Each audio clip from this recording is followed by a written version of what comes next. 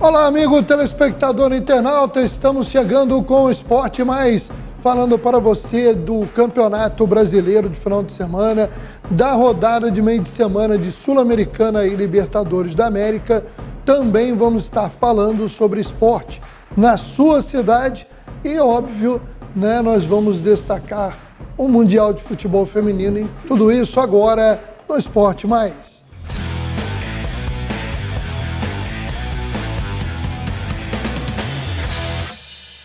Bom, iniciando o nosso programa de hoje, a gente vai de imediato falar da rodada de meio de semana da Libertadores. E a gente começa pelos jogos que foram realizados na terça-feira.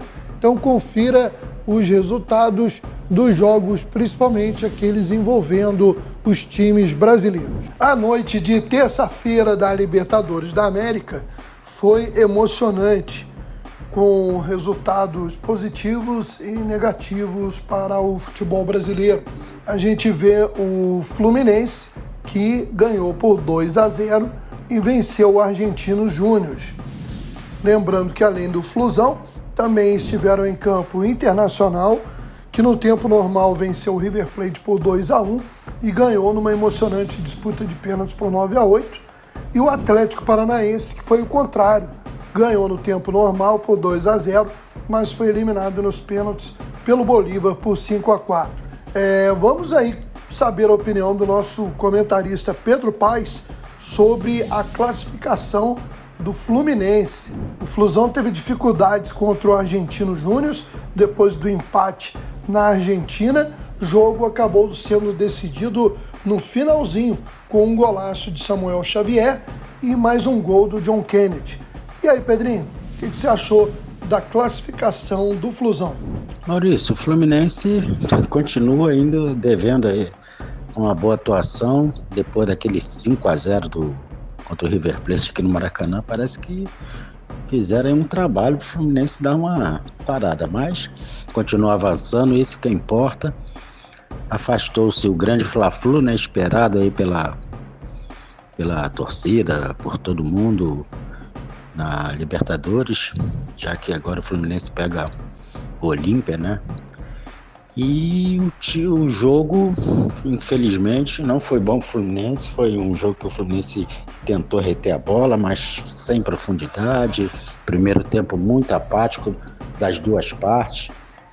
E o Fluminense ganha no final, Bom lateral, falou honesto lateral Samuel Xavier, que tem feito grandes partidas, e John Kennedy no final do jogo. Inclusive os argentinos saíram falando muito, reclamando muito do chute na cabeça do que o André deu no jogador do Argentino Júnior, reclamaram de pênalti, é aquela reclamação de sempre dos argentinos. Mas o que destaque é que o Fluminense ganhou, está aí disputando ainda a Libertadores, mas tem que melhorar, aquela agressividade que eu não vejo mais no time do Fluminense, que era comum. O Cano parece que não estava funcionando muito bem, é fase também, é artilheiro, mas tem que melhorar, dar uma boa melhorada, procurar aquelas jogadas não só de controle de bola, mas como saídas rápidas, com meio campo mais agressivo também, o Ganso ali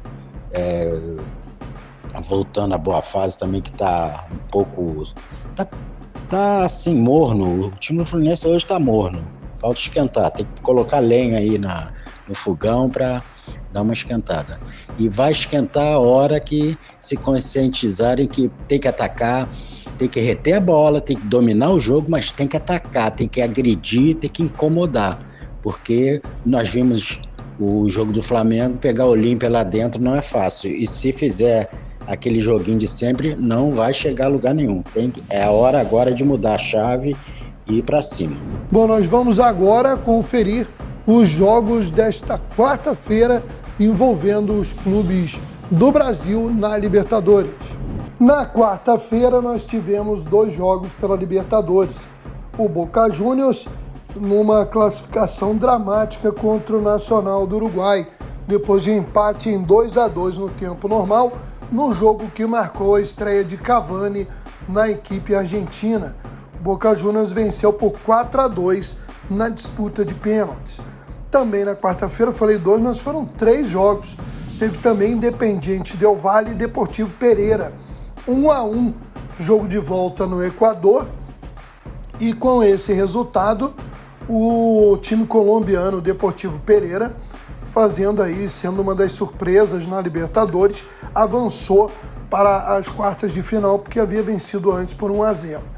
E fechando ainda a quarta-feira, confronto entre brasileiros, Palmeiras e Atlético Mineiro, jogo disputado, o Palmeiras melhor, mas por incrível que pareça, embora o Palmeiras chutasse mais a gol, tivesse mais domínio de jogo, quem teve a chance mais clara para vencer a partida foi o Galo, com o Paulinho, que chutou para fora depois de driblar o goleiro.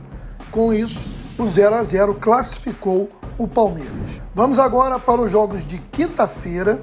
Tivemos o Racing revertendo uma grande vantagem do Atlético Nacional da Colômbia, 3-0 para o time argentino jogando em casa. E aí vamos falar do Flamengo. E eu vou deixar o Pedrinho falar. Eu particularmente só imagino o seguinte, para o torcedor rubro-negro: como é ter a certeza que seu time é o melhor time do continente em termos de elenco, de individualidade, e não consegue ser o melhor time na competição? Porque a gente vai lembrar que o Flamengo, na primeira fase, terminou em segundo lugar do seu grupo, atrás do Racing, e não conseguiu ganhar um jogo fora de casa na Libertadores, num grupo que tinha Nublense e Alcas. O Flamengo não ganhou nenhum jogo fora de casa na primeira fase e agora é eliminado fora de casa contra o Olímpia. Pedrinho, meu amigo, o que você pode falar para a nação rubro-negra depois dessa derrota, eliminação com jeito de vexame? Diz aí. Maurício, eu falar o quê? Um jogo que começa com tudo certinho, o Flamengo veio de uma vitória no Maracanã, chega lá com o começo do jogo, faz o primeiro gol, quer dizer, fica com a vantagem incrível. Aí depois acontece aquela velha mágica, né? Ninguém joga nada, o time desorganizado, o Olímpia não tá de bobeira, jogou para cima, apertou e conseguiu o resultado. 3-1 com Brueira, Torres e Ortiz fazendo pelo Olímpia, e o Bruno Henrique aí no comecinho do jogo, né? Como eu já falei, 1-0. Maurício, vamos lá. Eu acho que o Flamengo tem que passar por uma reestruturação comportamental, uma reestruturação também na parte de quem dirige o Flamengo. Eu acho que tem muito, estão passando pano demais, tem problemas, a gente nota que tem problemas seríssimos. Claro que ontem diz mais o resultado dos jogadores do que disso do entorno. Os jogadores ontem não tiveram atitude, não fizeram, parecia um monte de barata tonta dentro do jogo, não competiram, não tiveram coragem de competir, de vontade de chegar e ganhar o jogo. Mas a diretoria falha também, o Sampaoli tem também essa estrutura dele de jogo, que não é todo jogo que pode ser feita. Ontem também não executaram nada, foi expulso, o auxiliar dele foi expulso. Olha, foi uma noite para ser esquecida. E voltar agora, né, o Flamengo para a Copa do Brasil e tentar alguma coisa ainda no Campeonato Brasileiro, que está difícil, que o Botafogo não deixa a abertura, mas tem muito campeonato ainda pela frente. Agora o Flamengo tem que parar, fazer uma reunião seríssima com dirigentes, jogadores, ver o que está acontecendo. Vários técnicos passam pelo Flamengo e o problema continua. Tem algum problema muito sério, eu já venho falando isso há algum tempo, e o Flamengo, pelo investimento dele hoje na América do Sul, era para ganhar tudo que é título, fazer, e aconteceu. O banco do Flamengo, tudo, o time titular é muito superior aos outros, muito superior, inclusive na folha salarial. Então agora é hora de baixar a bola, a torcida revoltada foi para o aeroporto, aquilo de sempre no Brasil, né? mas tem jeito, é colocar, deixar sentar a poeira, conversar muito, trabalhar muito, e sem essa de mandar técnico embora, que vai arrumar técnico aí, bota outro, eles querem só grandes estrelas para comandar time. O time, até eu, se me colocar lá, eu coloco aquele time para jogar, com todo respeito. Então, tá faltando aí parcimônia, entendeu? Os jogadores lavarem a roupa suja dentro do vestiário, ver o que está acontecendo para melhorar.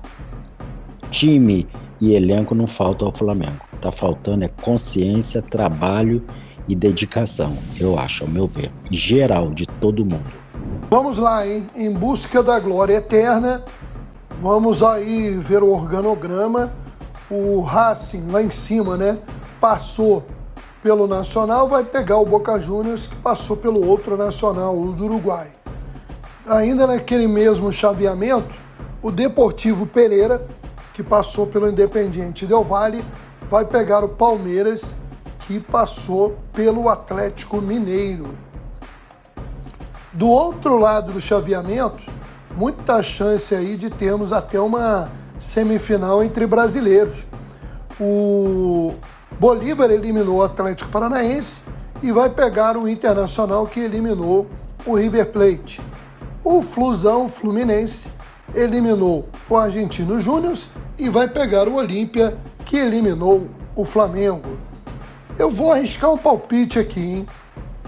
Depois eu peço ao Pedrinho segunda-feira o palpite dele. Para mim, semifinais entre Palmeiras e Racing e Fluminense e Internacional. Vamos ver. Competição que tem uma chance muito grande de ter uma final brasileira também é a Copa Sul-Americana. Vamos lembrar aí os jogos desse meio de semana. Na terça-feira, Defensa e Justiça venceu o Emelec por 1-0 e o News Old Boys ficou no 0-0 com o Corinthians, classificando o Timão. E tivemos ainda o Fortaleza se classificando no empate em 1-1 no Castelão com o Libertad do Paraguai. Na quarta-feira, o líder do Brasileirão, o Botafogo, ficou no 0-0 com o Guarani e avançou. Também na quarta, o Goiás, que já havia perdido por 3-0 fora de casa, tomou 2-0 do Estudiantes no Serra Dourada. Nessa quinta-feira, o Noblense venceu a LDU por 3-2, mas nos pênaltis deu LDU. O São Paulo venceu o São Lourenço por 2-0 e reverteu a desvantagem, se classificando. E tivemos o emocionante empate entre RB Bragantino e América Mineiro em 3-3, com a surpreendente vitória do América Mineiro, lanterna do Brasileiro, nos pênaltis. Vamos conferir aí os cruzamentos das quartas de final. O Botafogo pegará o Defensa e Justiça, decidindo fora de casa. O São Paulo decide em casa o jogo de volta contra a LDU. O Corinthians joga primeiro em casa e depois fora contra o Estudiantes. E o América Mineiro encara o Fortaleza primeiro em Belo Horizonte e depois na capital cearense. Meu amigo Pedrinho, você disse antes do jogo do Botafogo contra o Guarani do Paraguai que o Fogão não consegue exibir o mesmo futebol do brasileiro na Sul-Americana. Mas o time avançou e sonha aí com a classificação para um título inédito. O adversário, eu queria que você falasse duas coisas rápidas. Primeiro, do morno 0-0 com o Guarani. Primeiro jogo na ausência do Tiquinho, né, que está contundido. E depois, a sua expectativa para Defensa e Justiça e Botafogo. Eu já estou falando há algum tempo que o Botafogo começou a oscilar, principalmente na Sul-Americana. Está encontrando grandes dificuldades, talvez é aquela falta, né, de... Não joga muito com os times sul-americanos, é um jogo diferente do nosso, é um jogo ríspido, chegada, de correria, e quando jogam fora de casa, os times brasileiros sempre enfrentam grandes dificuldades, porque além dos estádios serem acanhados e muito cheios, a pressão da torcida, os jogadores parece que se transformam e batem e fazem pressão em cima do juiz. Mas o Botafogo tem time para organizadinho, não passar por esse sufoco. Entendeu? O Defensa também é um time argentino muito forte em casa. Então o Botafogo abre o olho, tem que começar a voltar aquele futebol que encantou todo mundo aí, é o primeiro colocado do Campeonato Brasileiro, mas competições sul-americanas são diferentes, totalmente diferentes. A pessoa tem que estar focada o tempo todo, tem que correr o tempo todo igual vinha fazendo. Então, o Guarani aí, tu vê que 0-0, aqui também teve dificuldades. O Botafogo está enfrentando grandes dificuldades no momento, mas dá para acertar ainda e seguir, de repente, aí um título internacional. Bom, nós vamos agora trazer um giro de informações pelos municípios, o esporte nas cidades. É o destaque agora do nosso Esporte Mais. Começamos por Guapimirim, onde está acontecendo aí o campeonato municipal da categoria Sub-9. E nós já tivemos 2 rodadas, faltando ainda um jogo para completar a segunda rodada entre União e Paiol. Por enquanto a liderança é do Beiralinha, que venceu os seus 2 jogos e soma 6 pontos ganhos. Parabenizando aí o Juliano Moreira, a gente vai mudando agora para outra notícia legal de Guapimirim, é que a garotada do projeto Joia de Ouro, comandada pelo professor Adão Júnior, esteve visitando esta semana o Maracanã. Foi o primeiro passeio no Tour Maracanã com a garotada de Guapimirim. Parabéns aí aos representantes do projeto e à Secretaria de Esportes e Lazer. E nós vamos falar agora dos clubes de menor investimento do Rio de Janeiro. Confira o que anda rolando. Depois de classificados nas semifinais, Olaria e Sampaio Corrêa começam a decidir neste sábado a única vaga para a primeira divisão do futebol do Rio em 2024. A grande decisão só leva o campeão da Série A2 para a Série A1 do ano que vem. O primeiro jogo entre Olaria e Sampaio Corrêa será na Rua Bariri, neste sábado às 14h45. Vale lembrar que o Olaria, para chegar na grande decisão, passou pelo time do Gonçalense Petrópolis. Repetiu na última quarta-feira em Petrópolis o placar do primeiro jogo. Venceu por 1-0, dessa vez com um gol de Léo Pimenta. Já o Sampaio Corrêa contou com a experiência do atacante Elias, jogador que já atuou também no Botafogo e em vários clubes da primeira divisão do Rio. Ele foi autor dos 2 gols na vitória por 2-0 sobre o Arte Sul, num jogo disputado no Lorival Gomes, em Saquarema. O primeiro jogo havia ficado 1-0 Arte Sul e o Sampaio precisava reverter o placar. Bom, agora a gente vai lembrando, né, que no mês de setembro teremos aí 2 competições começando no futebol do Rio de Janeiro. A Série B1, que vai ter a sua primeira rodada a partir do dia 9 de setembro, já aí com o Friburguense, que foi rebaixado da segundona, e com times tradicionais, como o Goitacás, o Duque de Caxias e o Serrano de Petrópolis, entre outros. E também no mês de setembro, no dia 17, começa a Série B2, que conta com a participação do Magiense e de outras equipes tradicionais do futebol do Rio, como o Campo Grande, o Bom Sucesso, o Angra dos Reis e o Barra Mansa, entre outros. Falando agora de Série C do Campeonato Brasileiro, o representante do Rio na competição, Volta Redonda, que segue aí brigando para se manter no G8 para avançar à fase seguinte da competição. O jogo desse final de semana será contra a equipe do Operário, nada mais nada menos que o líder com 29 pontos.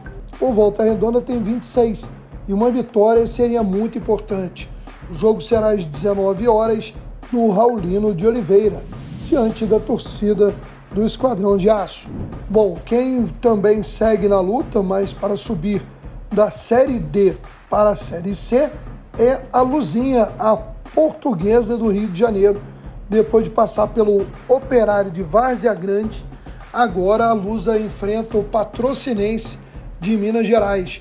O primeiro jogo fora de casa nesse sábado às 18 horas e o jogo da volta no domingo, dia 20, na Ilha do Governador. Vamos à tabela de final de semana do Campeonato Brasileiro.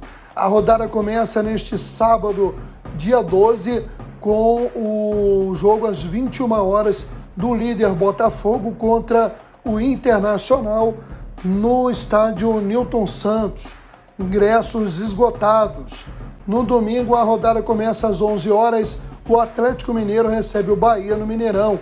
Às 4 da tarde tem Corinthians e Curitiba, Grêmio e Fluminense, América Mineiro e Goiás. E às 6h30 teremos mais 2 jogos. Flamengo pegando São Paulo no Maracanã e o Fortaleza recebendo o Santos. A rodada prossegue na segunda-feira com um jogo às 19 horas, Palmeiras e Cruzeiro, e às 21 horas tem RB Bragantino contra o Vasco.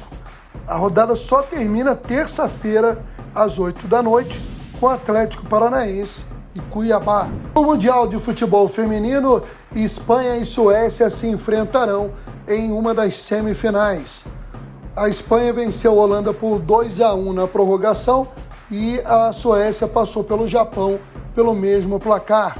Na madrugada deste sábado, dia 12, horário de Brasília, jogam Austrália, dona da casa, contra a França. E às 7h30 da manhã, a Inglaterra, uma das favoritas, pega a surpreendente Colômbia, única sul-americana que continuou na competição. Bom, a gente vai chegando ao final do programa de hoje, agradecendo a nossa equipe técnica e agradecendo a você que nos acompanha nos canais e plataformas que transmitem o Esporte Mais. Grande abraço e até a próxima edição.